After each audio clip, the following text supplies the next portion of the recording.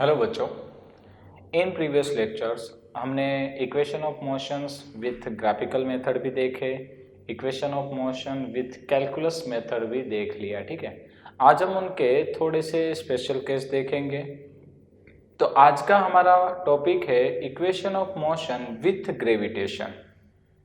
अब ये with gravitation क्या चीज़ है? तो याद रखो कि जैसे कि इस चैप्टर में मतलब काइनेमेटिक के चैप्टर में हम कॉजेज ऑफ मोशंस की बात तो करते ही नहीं है, यानी कि हम फोर्स के रिगार्डिंग कोई भी डिस्कशंस नहीं करते। बट जब कभी भी कोई पार्टिकल्स ग्रेविटेशन फोर्स के अकॉर्डिंग मोशन करता है तो उसमें भी एक्सेलरेशन प्रोड्यूस होता है और उस एक्सेलरेशन को हम कहते हैं ग्रेविटेशनल एक्सेलरेशन। इसके डिस्कशंस हम चैप्टर नंबर 8 में करेंगे इन फ्यूचर्स। अभी के लिए हमें बस ये समझना है कि जब किसी पार्टिकल्स पे ग्रेविटेशन फोर्स अप्लाई होता है तो उसमें एक्सेलरेशन प्रोड्यूस होता है और उस एक्सेलरेशन को हम कहते हैं ग्रेविटेशनल एक्सेलरेशन। और जब कोई पार्टिकल ग्रेविटेशनल एक्सेलरेशंस के अकॉर्डिंग मोशंस करता है तो उसके भी अलग अलग फॉर्मूलाज बनते हैं। ठीक है, तो आज हम उनके फॉर्मूलाज के बारे में डिस्कशंस करने वाले हैं। तो मान लीजिए कि अगर कोई पार्टिकल्स ग्रेविटेशन फोर्स के अकॉर्डिंग मोशंस करता है तो वो दो प्रकार के मोशन कर सकता है।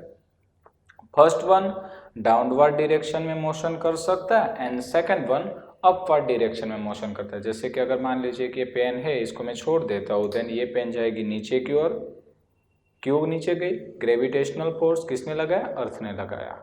या तो दूसरा ऑप्शन हो सकता है कि अगर मैं इसको नीचे से इनिशियल वेलोसिटी दूंगा तो ये पेन कहाँ जाएगी? ऊपर की ओर। ठीक है, जो ग्रेविटेशन फोर्स के अपोज में काम कर रही है। चलिए तो हम बारी बारी से दोनों स्टेप्स को देखेंगे। हमारा टॉपिक है equation of motion with gravitation.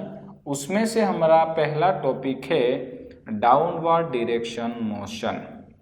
ठीक है भाई, डाउनवर्ड डायरेक्शन मोशन।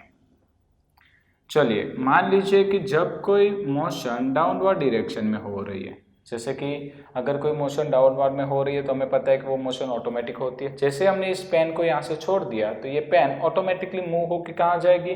नीचे। अब नीचे जा रही है यानी कि ये जो पेन है उसकी मोशन ग्रेविटेशनल फोर्स की डायरेक्शन में ही है, यानी ग्रेविटेशन फोर्स भी डाउनवर्ड डायरेक्शन में लग रहा है, इस पेन की मोशन भी डाउनवर्ड डायरेक्शन में लग रही है और इसके कारण हम यहाँ पे एक्सेलरेशंस को लेंगे पॉजिटिव। याद रखना है भाई, ए बराबर हमने लेना है जी। हमें पॉजिटिव क्यों लिया? क्योंकि भाई जिस डायरेक्शन में फोर्स अप्लाई होता है उसी डायरेक्शन में हमारी मोशन होती है, इसीलिए हमने एक्सेलरेशंस को लिया है जी। तो चलिए भाई, हमारे जो तीन फॉर्मूलाज थे उसमें से पहला फॉर्मूला था v बराबर v0 plus AT, but a की जगह पे हमें लेना है g। तो हमारा पहला फॉर्मूला क्रिएट हो जाएगा v बराबर v0 प्लस GT। अगर मैं सेकंड फॉर्मूले की बात करूं तो हमारा सेकंड फॉर्मूला था d बराबर v0t plus 1/2 AT square, but a की जगह पे हम लेंगे g, तो ये फॉर्मूला क्रिएट होगा GT स्क्वायर। और अगर मैं तीसरे फॉर्मूले की बात करूं तो मैं लिख सकता हूं v square minus v0 square is equal to 2AD। A की जगह पे हम लेंगे g, तो ये बन गया हमारा तीसरा फॉर्मूला। तो याद रखना है भाई, कोई मेजर वेरिएशंस नहीं होता है, बस हमें क्या करना है कि जब कोई पार्टिकल विथ ग्रेविटेशन मोशन करता है तो हमें ए बराबर कंसिडर करना है जी। बट कब? जब वो डाउनवर्ड डायरेक्शन में मोशन करे तब। अगर बाय चांस मान लीजिए कि वो पार्टिकल अपवर्ड डायरेक्शन में मोशन कर रहा है, कहाँ मोशन कर रहा है भाई?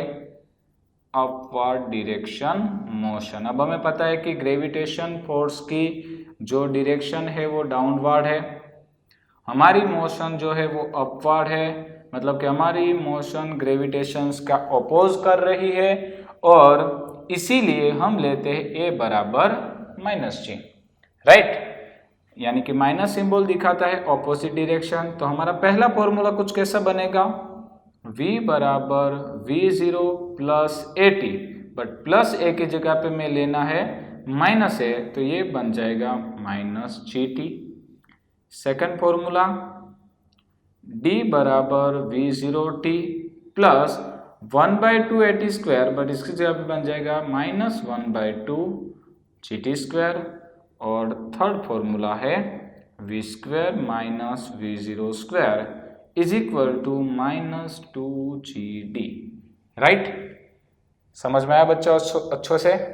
काफ़ी इजी होता है। बस आपको क्या ध्यान में रखना होता है कि अगर हमारी मोशन डाउनवर्ड डायरेक्शन में होती है तो ए बराबर जी लेना है, अगर हमारी मोशन अपर डायरेक्शन में होती है तो ए बराबर -g लेना है। ठीक है, तो चलिए भाई आज के लेक्चर्स को हम यहाँ तक रखते हैं। इन नेक्स्ट लेक्चर हम ग्रेविटेशन मोशन का ही एक और स्टेप लेंगे जिसको हम कहते हैं फ्री फॉल।